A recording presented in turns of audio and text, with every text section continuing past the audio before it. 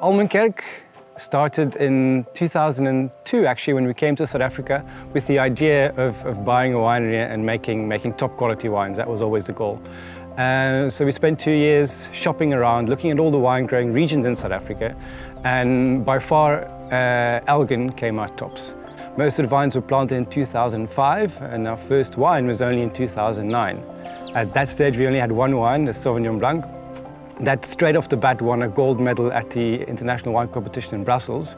And that for us was the starting shot. Since then, all our wines have got awards and medals, and yeah, we've been doing very well. It's very gratifying. Almenkerk Wine Estate is very much a family estate, and there's two aspects to it. There's a family. I am Joris, I'm the winemaker and the viticulturist. Natalie does all the sales, marketing and PR, and then the whole family comes and helps out on the side.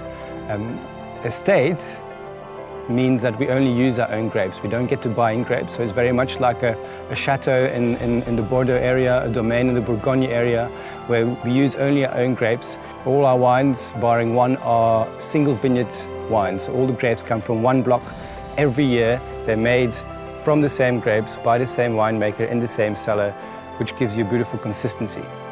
The advantage for the consumer is that if you liked the 12 and the 13, you can buy the 14 with your eyes closed, knowing very well it's going to be very much in the same style and of the same quality. So one of our principles to make top quality wine is to be able to pick all the grapes at their optimum ripeness. And you can't expect a whole block of 4 hectares to ripen all the grapes at the same time. So we split it up into smaller like sites, and then within those like sites we will manage the vines to get to the same level of ripeness. So when we pick it, we have uniform ripeness across the grapes. We only have 36,000 vines, and we treat them all as individuals.